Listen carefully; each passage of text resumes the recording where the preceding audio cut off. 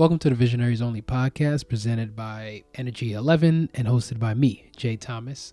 And this is episode 7 featuring entrepreneur Keisha Ravenell, who I used to actually work with at Brooklyn College.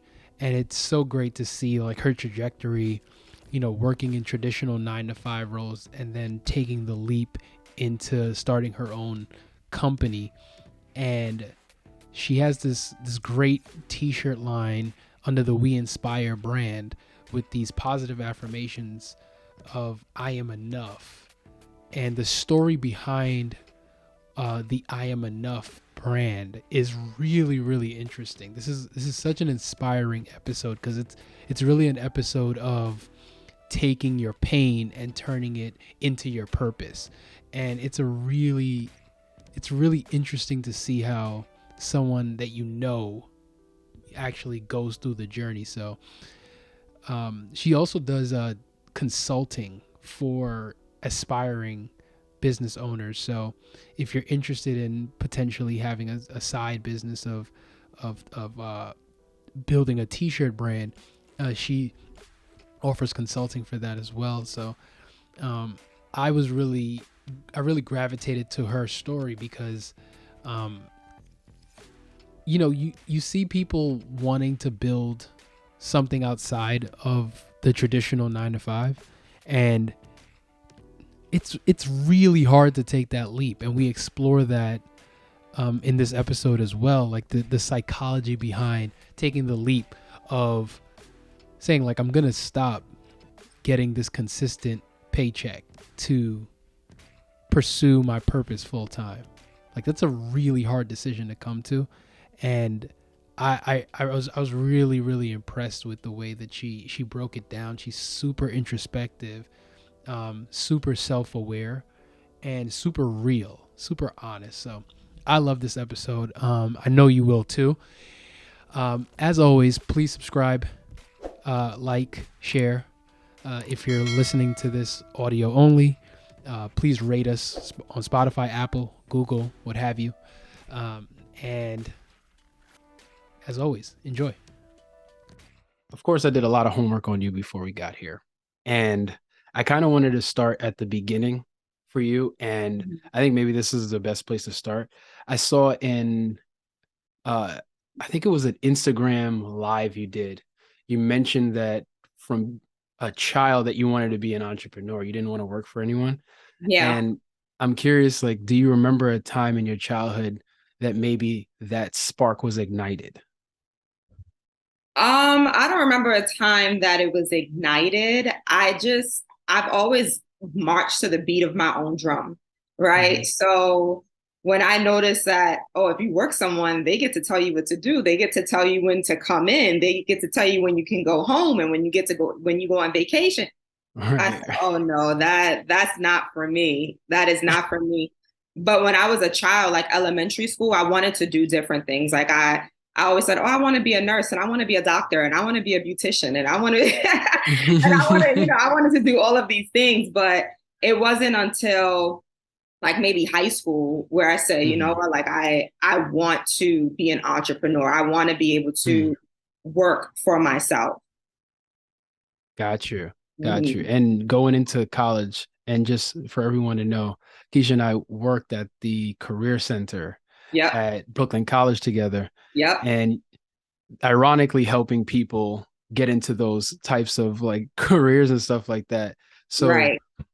did at any point during your lifetime from being a kid up to college, Mm-hmm. are you is there any like detours around that time that kind of push you away from entrepreneurship, right? Because we hear stories about some entrepreneurs starting like really early, Right. but and I can even attest to myself, like that's one thing that I I really understand that position of like, if you don't work for somebody, you can make your own rules, and you feel, sometimes you feel like you're the one that can make the best rules. So why would I Right. let somebody Right. else don't make the rules?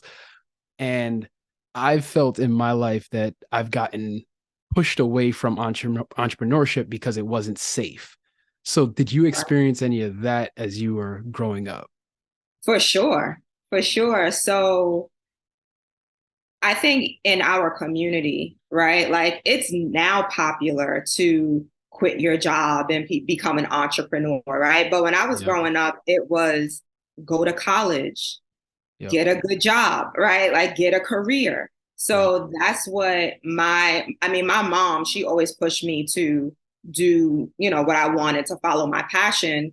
But just in society and my family at large, it was all right, like we're looking at you to go to college and Yep. to have a great career and be that example. So I think because I was pushed in that direction, and I was always called like the professional student by my friends, like it's like you're always in school, you're always in some type of program. Um, so definitely that kind of Yeah. pushed me away from entrepreneurship, where I was just like, oh well, I'm in college. And then after Yeah. college, I took business classes in college. Business was my minor. In Hmm. undergrad, I went to Delaware State University and my major was psychology. So at first, like I wanted to be a psychologist, I wanted to be a therapist. And then I kind of geared away from that. So I did Hmm. take entrepreneur classes in school, Hmm. but because I didn't have anyone like cultivating that and like molding Mm. me and like helping me, mentoring me in that Yeah. world, I just went with the career. I started off with a career because if you don't really have someone there that is telling you the ropes and giving you the rundown, sometimes it's like, oh, well, I'm gonna just do what makes me feel most comfortable. And that was, okay, well, I finished college. I'm gonna go to grad school. And that's where we met at Brooklyn College. I was Right. doing my graduate studies there when we met at the Career Center. And I'm like, all right, well, this is my path, right? Right. But when I got into my career, I was still trying to dibble and dabble. Not trying, I was dibbling and dabbling in entrepreneurship. But Hmm. what some people don't realize is that entrepreneurship is hard. So yeah, you can make your own schedule and do all of these things, but you have to make sure you're making your schedule, right? It's like, Right. I have to make my schedule. Okay, so now make it. Yep. So, oh, I can do whatever I want. All right, well, now do it. What's your plan? So Yeah. that was the most difficult thing for me, I guess, where it's just like, oh, I have to be consistent with entrepreneurship, right? So, like, when you're working, you do have someone holding you accountable. You have this organization that is holding you accountable. When you're an Right. entrepreneur, you have to hold yourself accountable. Hmm. So, if you're not holding yourself accountable, it's going to Right. fall apart, Yep. So, I think I answered the question. Yeah, I for was sure. kind of long winded, but No, for sure. And I think the reason I bring that up is because I think with entrepreneurship, the thing that was helpful for me with working for, you mentioned us being out of school for the last 10 years for sure. I remember leaving school and I ended up working in nonprofit. And in nonprofit, you have to wear so many different hats. And yeah, then I went into corporate, work for small, medium, and large companies. mm, And now I'm delving into entrepreneurship for real.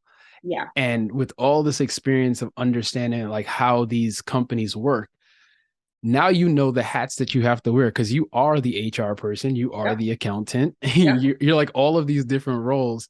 And I think that's maybe the non-sexy part of entrepreneurship that we maybe weren't really told about.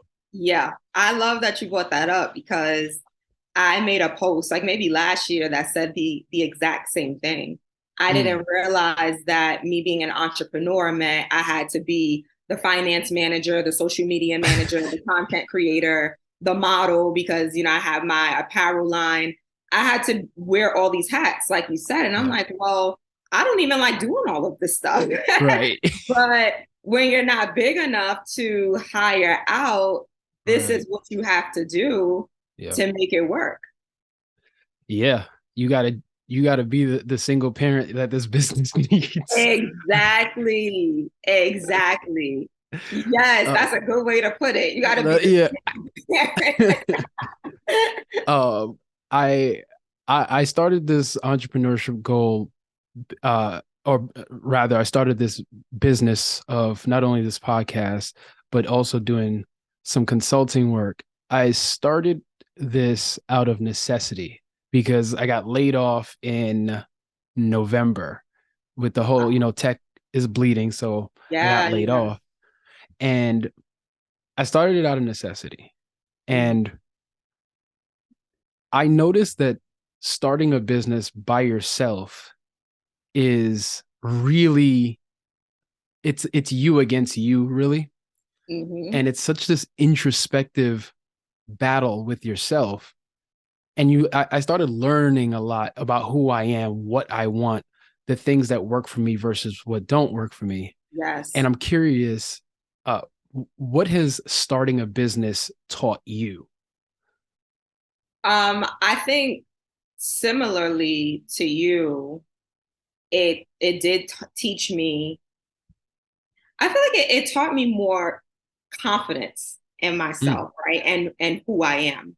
mhm. Because once again, when you're working 9 to 5 or 10 to 6 or whatever schedule you work, you Mm. have someone telling you these are the hours that you're going to work, right? Yeah. But Yep. if you really look at yourself as an individual, does that work for you, right? Maybe a 9 to 5 Monday through Friday doesn't work for you, and that's okay, right? Yeah. Maybe it does, and you could start a business and work 9 to 5 Monday through Friday, and that's great. That Hmm. didn't work for me, right? But I was really hard on myself because I said, well, I want to work more at night, right? Like, and it's just like, so I would be upset with myself because I wasn't waking up the wee hours of the morning, right? I wasn't waking up at 4 or 5 a.m. to start Mm. my day and to start my business. And I would have like my best friend or like my husband tell me, like, that's okay. That's not who you are. This is your business. Do what works for you. So, what worked for me was starting my day at 12 and ending at like an 8, Mhm. or working just 4 days a week. And one thing that I like to tell my clients, because I help aspiring t-shirt business owners start their t-shirt business as a side hustle, right? So this is Mhm. not even their main thing, Right. and they have stuff that gets in the way. One thing that helped me to be consistent was doing one thing per day. So sometimes I have days where it's like I physically and mentally I can't bring myself to do something, Mm. right? And I had to learn that is okay. So Right. I feel like I learned a lot about myself and about my cycles and about Mm. just being kind to me and Yep. gentle with me. Like organizations and corporate and stuff, they're not going to be gentle to you. They don't care like that. They really They don't. care about their bottom line. Like, this is what you need to do, and that's it. But even then, with some corporations, you have your mental health days, right? You have your Right. vacation days, you have Yep. your sick days. I wasn't allowing myself sick days.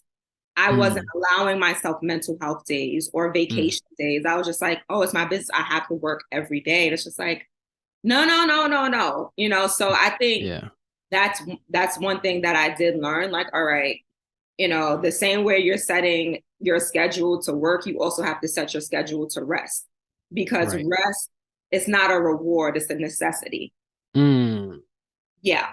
And I think a lot of people underestimate the power of rest, especially when it comes to entrepreneurship. So I'm going to say that again: rest is not a reward, it's a necessity. So if you see that you need to rest, there has been plenty of times where I burned out. Mm. And guess what? When you burn out, you can't do anything anyway.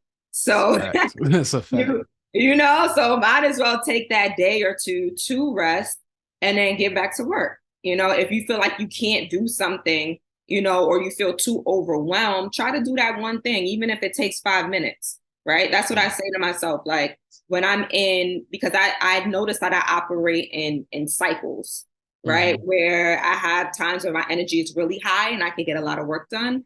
And then I have Mhm. times where my energy is really low and I don't get as much work done. So I have a system in place that says, okay, as long as you're doing that one thing, I rather you move slowly than not move at all, right? And I rather you, and this is me talking to myself, I rather you not burn out because you're not able to do 10 things, but you're trying to push to do those 10 things. Do one thing. Yeah. Do one thing, accomplish that one thing, and then you're done for the day. So that's what works for me. I'm not saying that's going to work for everybody, but that does work for me and my clients it works for as well. I love that you made the point about rest being a necessity, and being kind to yourself specifically, because the one thing that I've sort of struggled with myself and have seen other business owners struggle with, or it may not even be business owners.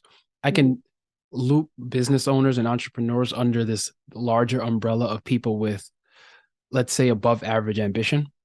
Yeah. And the the thing that I've had to tell myself is, one, as much as you want to work on your business, you are not your business. Yes. And Mm-hmm. right, your business doesn't have limitations, right? You Mm-hmm. do as a human being. And Exactly. I'm wondering, as someone that's ambitious herself, like, how are you psychologically balancing the ambition and um the limitations of your human capabilities, right? Like, because Mm-hmm. it's sometimes I've heard people say, like, I want to rest but I really can't. Like, I just, my mind won't stop, right? Right. So Right. how do you have any tips for sort of balancing that? First of all, I love that you asked that question because I'm still trying to figure that out sometimes, like, and I'm not the type of person that get on any type of podcast or even my own channel, like, oh, I have all the answers, right? I'm still trying to figure it out. I am open about my generalized anxiety disorder. So I have anxiety and from not just business, but my mind is going about a million other things, Right. so what I do is, one, I have a support system in place. So I feel like that is very, very important for anybody, but my entrepreneurs, like, make sure you have a support system, someone that, is supporting your mental health, someone that is just supporting you in general, somebody that you can talk to, whether Right. it's your therapist, your spouse, your friends, your family, whoever it is. And I am blessed to have those people in my corner that tell me, like, Keisha, it's all right, or that I need to just vent to, and they just support me. So that's one way that I do deal with it, is just, talking about it with my support system. Another way is, once again, I'm big on rest. Like, I'm Mm-hmm. really big on that. So if I need to rest, I'm going to rest. Like, I tell people, like, look, like, you have to find what works for you. And that is, like, I have a program that, I told you, that teaches people how to start their t-shirt business. These are new entrepreneurs, right? Mm-hmm. So in the program, that's the first lesson that I go through: mindset and mental health, because I feel Mm. like that's the most important thing to deal with before you even get to the business stuff. Because if your mind is not right, like, your business is not going to be right. So I think, and what one thing that I ask them is, like, okay, what do you enjoy doing? Make sure you're incorporating that into your schedule. So for me, Yeah. I enjoy spending time with my loved ones. I incorporate that into my schedule. I enjoy Mm. watching, certain TV shows, or, listening to podcasts or watching YouTube or whatever it is. I incorporate that into my schedule. I make sure that I'm doing activities that I enjoy. And not that I don't Mm. enjoy my business, but, like, if you allow it, like you said earlier, you'll just continue working on it, working, and then burn out. So I make sure I incorporate some type of activity and rest into my schedule. I love that you start your consulting with that, because Yeah. if you can lay that foundation early, Yeah. then everything becomes a little bit easier. Mm-hmm. Um, the second concept that you touched on was the taking one step every day. And I saw your video on consistency is overrated. Yeah. And after watching it, right, like I left that video like really thinking about the doing one thing every day hmm situation or concept. And I I think by the time this airs, the video will be out. But I recorded a video talking about the way that I internalized it was if I like if I'm in the middle of New York, right, and I'm pointed towards California, hmm and you told me walk until I hit Los Angeles, Mm. um, it'll take me. Well, I'll let you guess. How long do you think it takes to walk? Because I googled it. How long do you think it takes to walk from New York to LA Uh, without stopping, no rest without at all, like stopping, no stopping? what's the average speed? No, I'm just playing. No, Maybe like a week. no, way Weeks? longer. 38 days, 38 days. right? 38 days. But you'll get to LA, Right. right? And that's kind of the point with like success. Like, I mean, if you took one step a day, it would take you a really long time. It'd take you more than 38 days, Right. maybe take you 38 years. But but if you're at least making one step every day, you're Yeah. going to hit LA barring good health.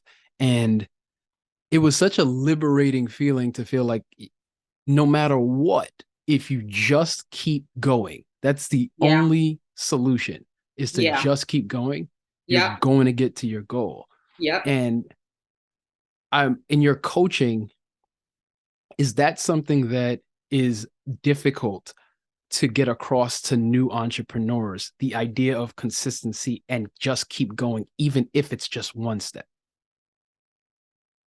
Before I introduced the one step, I think it was difficult Mm, because that's what I always heard, right? From my mentors, from, online coaches, everybody on Instagram that, our business coaches, keep right. going, be consistent, right? But no Mhm. one tells you how to do that, Right. right? Like you have to, of course, do what works for you. You can't just say, oh, be consistent, be consistent. So I found that with my clients, I'm like, all right, I can't just tell them to be consistent. I have to coach them through the process. Mm, So when I told them, okay, just do one thing at a time, right? Because I give homework at the end of each session. So whether we're doing a one-on-one or we're in a group, you get an assignment at the end of each session. So it's like, all right, by next session, I would like for these things to be done. mm, But once again, I'm working with people that have full-time jobs, that have spouses, that have children, they have, other things going on. And we all do, right? So when I told them, or, when I tell them, like, look, I know it's overwhelming, just try to do one thing at a time. One mhm, thing per day, even if it just takes you 5 minutes, you got that thing done. mhm. And I'm like, wow, yeah, I could do that. So it's encouraging and it's motivating, like, oh, I just have to do one thing. Yeah, I could do that one thing. It's like, yeah, do that one thing and you good. Right. And I tell them all the time, I'd rather you move at a slow pace than not move at all. Yep. Yep.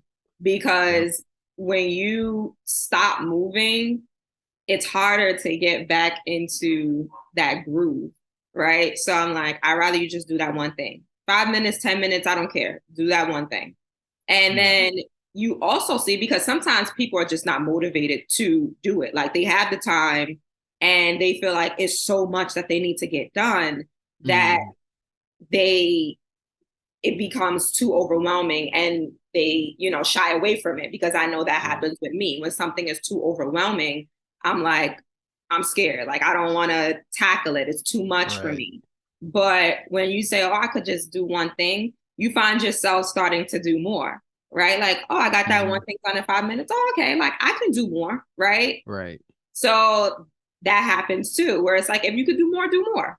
But Yeah. that one thing is on your schedule. Right. Right. At the very least. At the very least, right? Yeah. I don't know if you ever heard Will Smith talk about the one brick at a time. No, You know, I haven't. oh man, this is such a great story. So his Will's father, like I think he owned a it was a hardware it was a refrigerating repair business, and he Hmm. had a storefront. Hmm. And in his storefront, the wall was a little bit old and needed to get redone. Hmm. So they he breaks down the wall, Hmm. and he tells Will and his brother that the for the entire summer, your job every single day is to build this wall. Wow. And he told and every day they would go and try to build this wall. And one day Will got really frustrated. You know, it's summer, it's hot. He's learning how to mix cement and all of this, all this like really like grueling work that would take.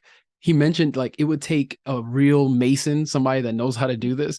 It would take them what a few days to actually do this. It's taking them as kids, you know, an entire summer to actually do this. And it's not even the summer. It actually took a year and a half for them to actually build Wow. this wall, right? So, and it's just the two of them. And Will gets really frustrated one day. He puts the wall, the brick down. He's like, I can't do this, man. I can't do this. I can't. I just can't. And his father comes out and he yells at him. He's like, what are you doing? And his Will's like, we can't build this wall. And his father says, what the hell are you talking about? I didn't tell you to build a wall. I told you to place that brick on top of the other brick. Mm, And when you do that's that, you good. put another brick on top of that one. And then stop looking at the damn wall. That's good. That's And good. mind blown, of course. Yeah, that's good. Yep. So that's essentially it. You just lay one brick at a time. At one brick at a time. That's all it is. But we live in an age where we have instant gratification. Yep. So everyone is expecting results and money and Mm-hmm. fame and influence or whatever they're looking for. They're expecting it right away. Yeah. But that's just not how it works. You know, At like all. uh, the laws of the universe remain the same, right? So we, no matter how much technology advances or whatever, like Yep. th- this is what it is, and some people do see that instant gratification, right? They do Yep. see that like, oh, it came quickly and that's great, right? But now they have to maintain it. They have to learn how to maintain it over time. So it Mm-hmm. doesn't matter if you get it up front or if you get it at the end, like you still have to learn how to maintain and how to deal with it, So Absolutely.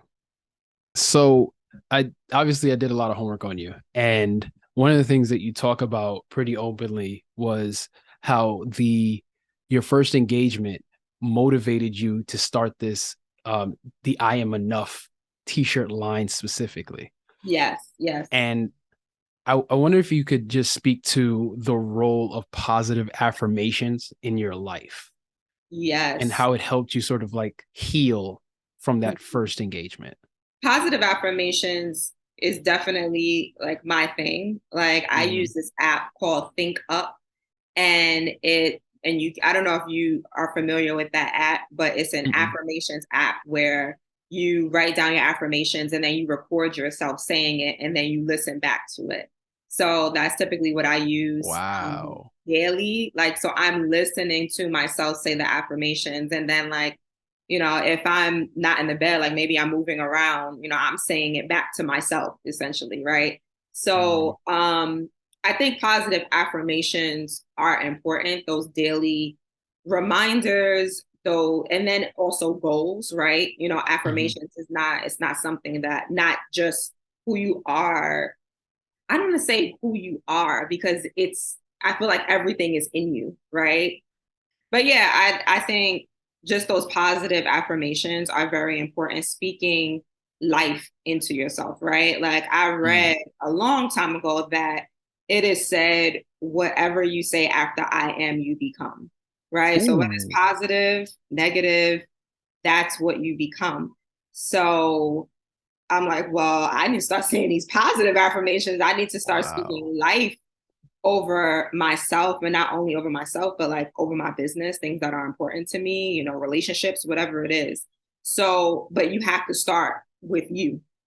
So for me, like you said, after that first engagement, like I had to continuously tell myself that I was enough, right? And that's where my I am enough clothing line came from. Because I said, if I'm struggling with confidence and self-esteem, I feel like there are other Black women out there that are struggling with the same thing. You know, Yeah. whether they came from, you know, a toxic relationship or a friendship or a family or whatever it may be. Hmm. Um, you know, like I want to provide that reminder to them as well that they are enough, right? And I want them to rock apparel that reminds them that they are enough so that when they see it, it's implanted in their head, right? Like, you're saying this, that's what you Yeah. become. You are enough. So don't allow anyone or anything, you know, to take that away from you. Yeah. Yeah. What I love about the messaging, one, it's very short and to the point, and it packs a lot in the statement, I am enough.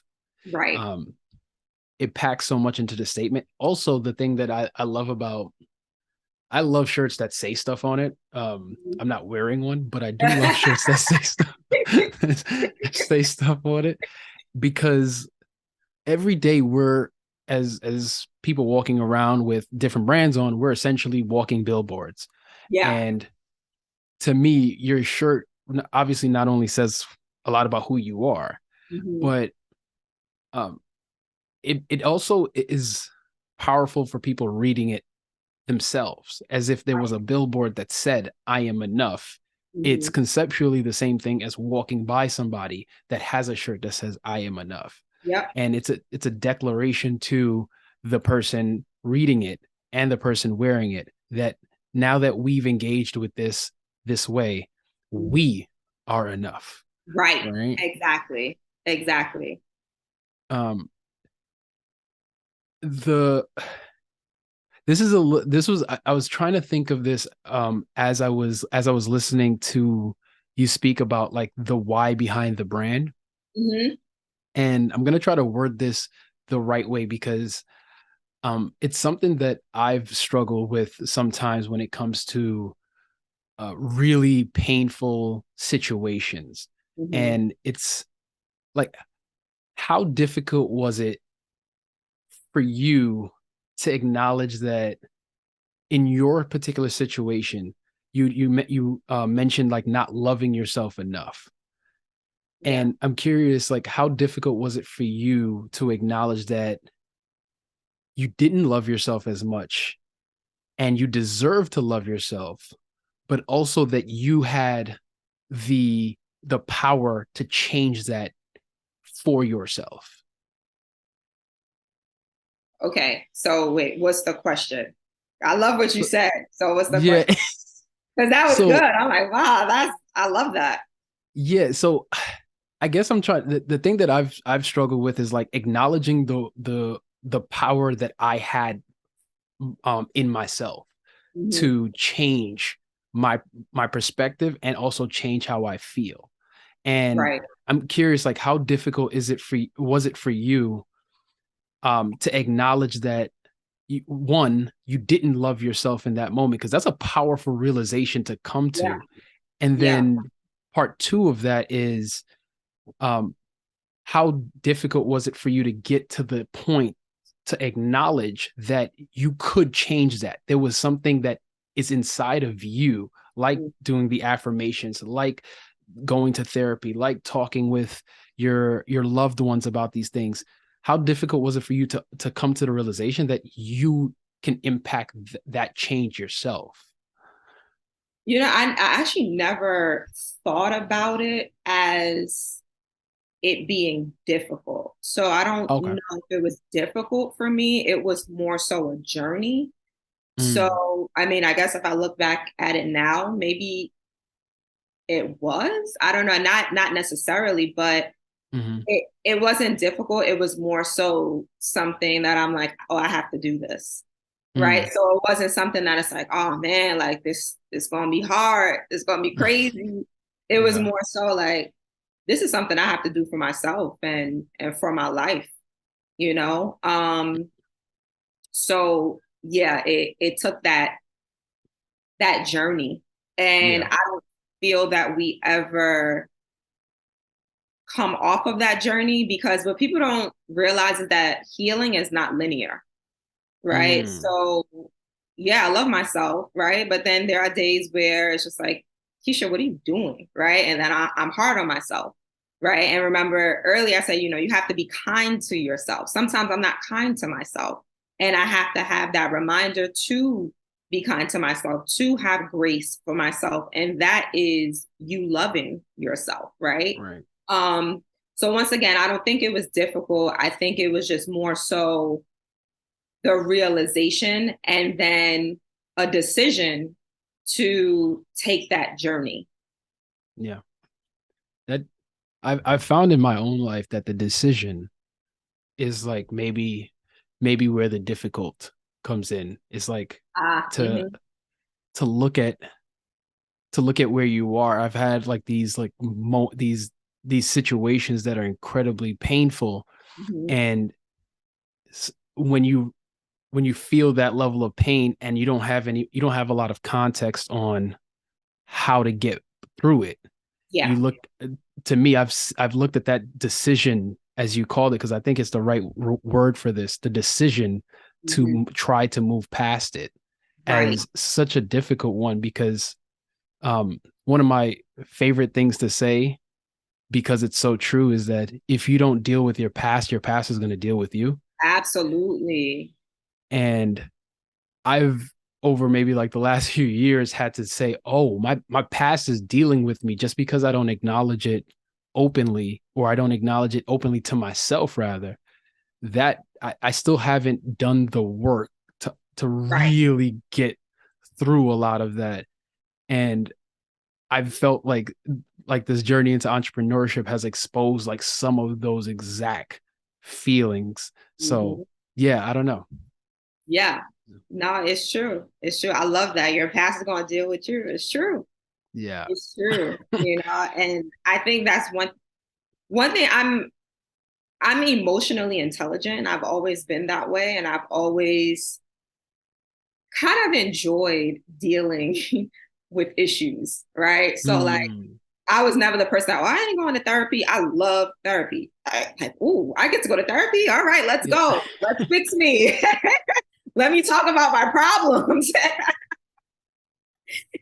So for me, and I guess that's kind of where the word difficult comes in, because I can see how that can be difficult for someone that doesn't like therapy, for Mm. someone that doesn't enjoy talking about their problems. I will talk about my problems with my husband, with my best friend, with my mom, whoever it is, and until I'm blue in the face. Like I will be a dead horse. And it's just like, listen, this is how I'm coping.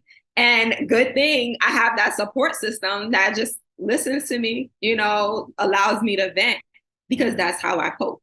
Right. So, Mm. not saying that no situation is difficult, but I think I know how to deal with those situations. I'm open to talking about it. I'm open to journaling. I'm open to that healing process. Yeah. I haven't reached a point yet, and I don't know if there's a point that exists. I'm sure it's out there, but I haven't reached a point yet where it's just like, this is too difficult for me to deal with emotionally, because everything's like, oh, you should do that. You should journal. You should talk about it. You should, whatever it is. Oh yeah, okay, Right. let's do it. Like I enjoy Right. that, and maybe that's like my psychology background, Yeah. because that's what I took up in school. But I'm just I'm open to that type of stuff, like anything emotions and feelings, and I love it. Yeah. Yeah. I noticed that a great deal of the population does not Right, do right. So absolutely that's do why I not. get why you asked that question. I'm like, oh yeah, I guess it would be difficult for people to deal with that type of stuff. Right. Yeah, because Especially, okay. I was just gonna say, especially the admittance of I wasn't loving myself. Mm. Like that would be really difficult for someone to admit. Like, yeah, I can. Yeah. You said that like I mean, I just admitted it just like kind of quickly. I didn't even think twice about it. Right, right. Right. Like, yeah, that's what was going on, but I can definitely see how most of the population is just not like that. Yeah. Um, thank you for going through. I mean, obviously it's obvious that you're emotionally intelligent and it's obvious that you care a lot about your emotions. So I appreciate you going down that journey with me because I think it's helpful to hear from both perspectives where it's like someone who's incredibly open about solving these emotional problems and somebody that's like trying to be better at that, you Right, know. right. Um speaking about making emotional decisions, this this was like this was one of the craziest things that I've heard in a while from somebody I knew. Hmm.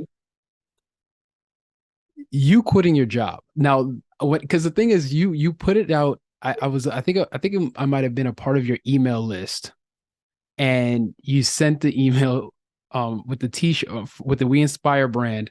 Yep, You said it's official, I'm quitting my 9 to 5. yep. And I remember my reaction was holy shit. Like this is real. And I heard you speak about the hesitation that you had around quitting your 9 to 5 and you were doing career development. Hmm. Um, and now you were quitting your 9 to 5 to pursue the thing you were most passionate about. Right. And obviously that's a huge step. You're Yeah, kind of like pushing all your chips to the center of the table. yeah. Can you walk me through the process psychologically of you making that decision? Because you spoke about having the savings ready, having the support system, but you Yep. still were hesitant to do it. Yeah.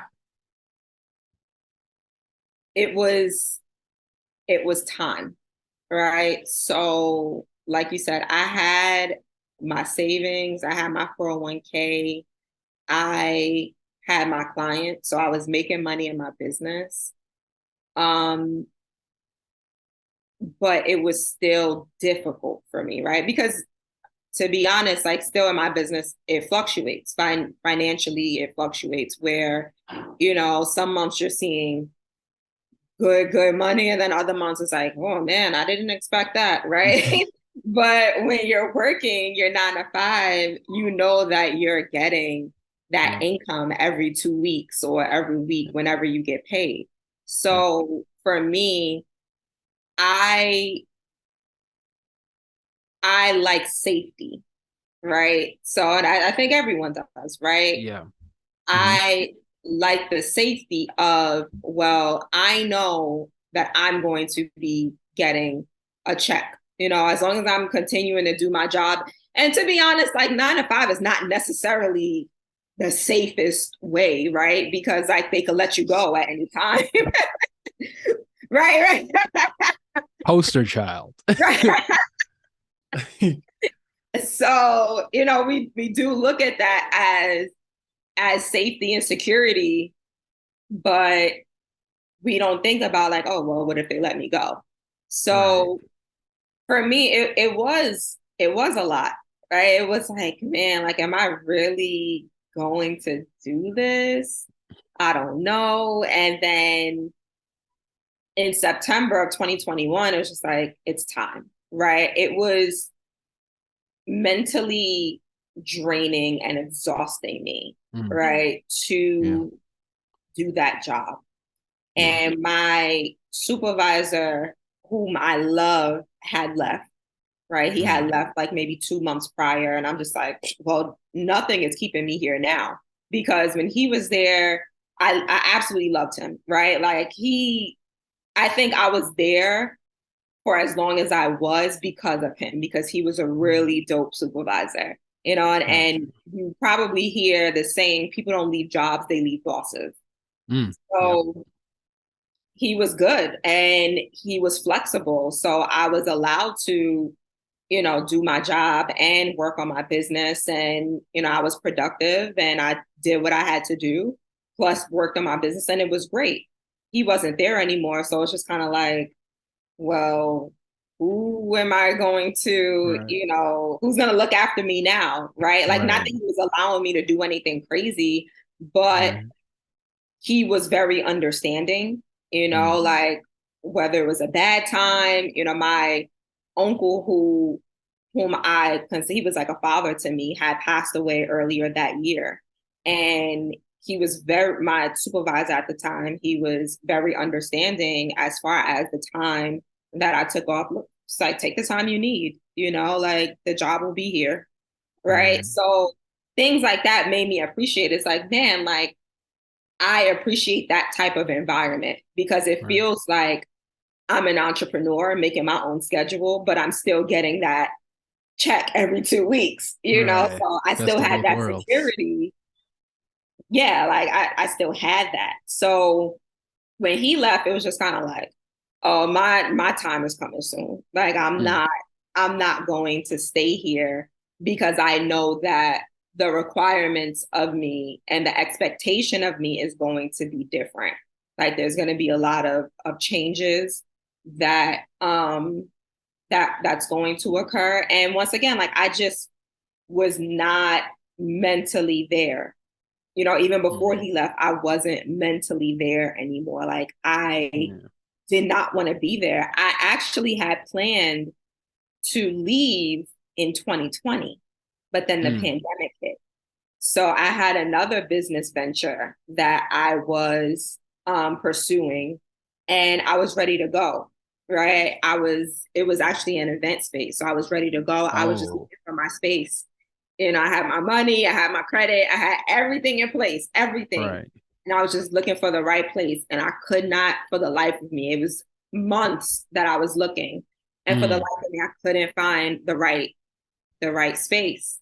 And I think that was not, I think it was definitely a blessing in disguise because it was, if I would have gotten that, Yeah. I know it would have been shut down because of the Right. pandemic, so Right. that allowed me to stay at my job longer and work longer. And then it was good because I got to work from home, 2020. And it was like, all right, like this is not too bad. I could deal with this another year. Mm. But then it was like, oh, you guys have to come back into the office. Oh, no, no, no, no, no. Now it's time for me to go because I was cool working from home, but now you want me to go back into the office? No, I'm good. So for me, it's like if it's mentally draining me, if it's just taking too much from me, it's just like, no, it's Yeah. time to go. Wasn't worth it to stick around.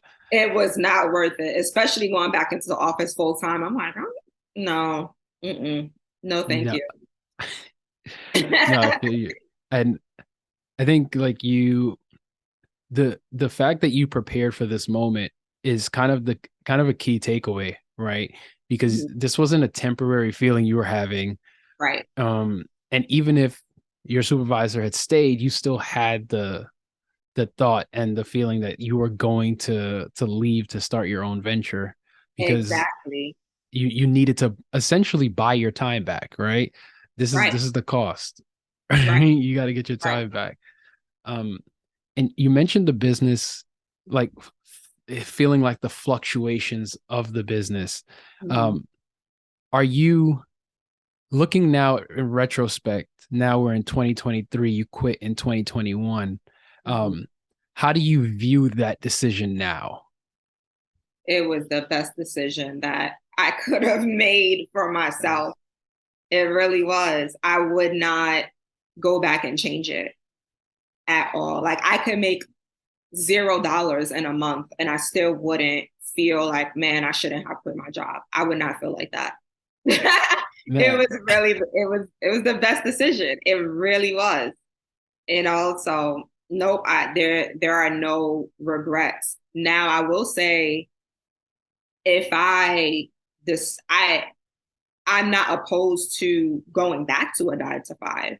So that's a thought that I have entertained, mainly because there are other businesses that I, want to get into and stuff. And, I know that I can make money quickly because of my background, so there are people that can make money quickly with entrepreneurship, and not that I make money but as far as making more money because of my background, because of my degrees and my experience, I know that I could make a lot more money faster.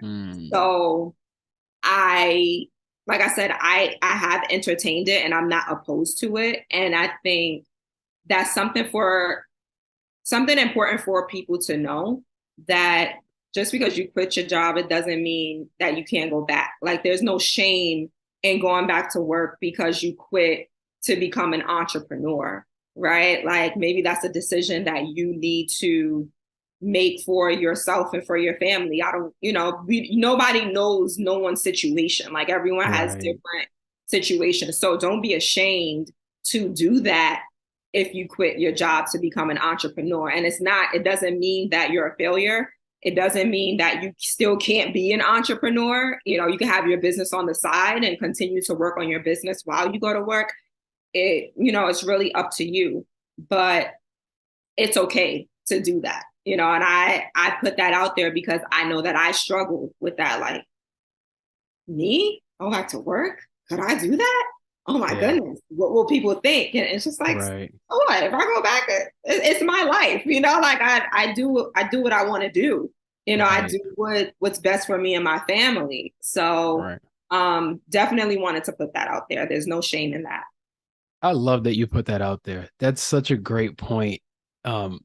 Because the way that I view it is, if let's say you have your business and let's say you wanted to sell 50% of the stake in your business for $100,000, right? People would congratulate, say, oh, great, you got some funding. Now you can do more stuff. It's like, that's the exact thing that I'm doing, except instead of giving up equity, I'm giving up some of my time. Yep. Like it's really all the same thing. Yeah. So I love that you made that distinction. Thank you. Yeah.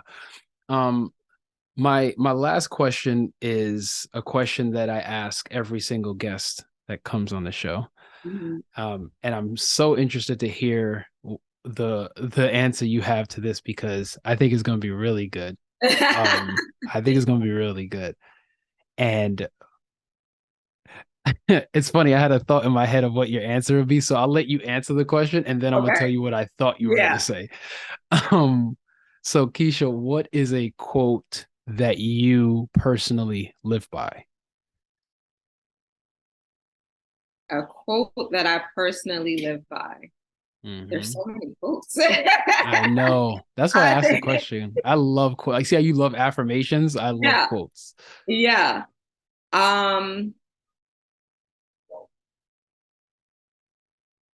That I personally live by. I'm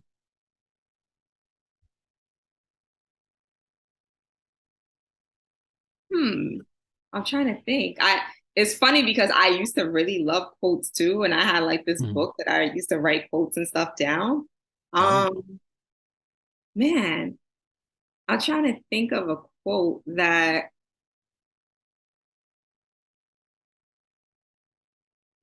By the way, everyone has this reaction. I guess I'll go back to what I said earlier, because it's something that I'm living by right now. And that is, rest is not a reward, it's a necessity. So I think that's what I am dealing with now as an entrepreneur, and what I would want to leave other entrepreneurs with, because it really is true. Like, you have a lot of people saying, oh, team no sleep. You know, if you want to be an entrepreneur, you sleep when you're dead. And well, you might die a lot sooner if you don't get rest. So you want to make sure you are taking care of yourself, not just financially, but spiritually, emotionally, mentally. And, you know, something hit me yesterday, right? Where, you know how they always say, like, you can't take it with you, right? Like, Mm-hmm. you can't take it with you. So, what are the things that matter now? And I guess that's another quote, right? You can't take it with you. So, think about what truly matters in your life right now, your loved ones, you know, like people that you love, people that love you. Are you spending time with them? Right? Like a lot of people, they say, oh, I'm hustling for my family, but they forget about their family Right. while they're in the middle of hustling. Right? Right. Like you know, you're grinding and you're doing all this stuff, but you turn around or you look back one day and it's just like, man, I should have spent more time. So don't forget about what's really important while you are grinding. And I'm not saying don't grind, Right. but make sure you are taking care of yourself holistically, right? Like holistically, not just in one area. Right. Like you said earlier, the business, it's going to be there. That's something that's continuous, but humans have limits. So you have to understand your limits. Absolutely. Absolutely. I think that's a great wise words to leave anyone listening to this, any entrepreneurs, any prospective entrepreneurs as well. Mhm. Even I think that goes past entrepreneurs. Like there's people that work 9 to 5s that putting in 60, 80 hour weeks. Yeah. And Yeah. it's like, you know, that the time that you spend up is it almost feels like it's subtracting from your overall lifespan. Like you're not live just because you're working more doesn't mean you're living more, right? Right. You Right. know, and we get caught up in that. And I know, you know, sometimes comparison is the thief of joy. That's one of the quotes that sticks out to me. Yes, I love that one. That's what you thought I was Yeah. gonna say? No. Oh yeah. You know what I thought? I thought she was gonna be like, I am enough. I was gonna That's say that. I was gonna say I was like, no, I don't want to be cliche, you know. but yeah, like I love that you mentioned holistically too. Like holistically, like that means your spiritual side, whatever Right. form that takes.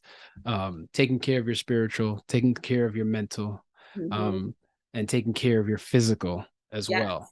Yes. Because without it, like you are your business's best asset. So think of it as an investment, if you will, if that makes Exactly. our entrepreneurs feel a little bit better.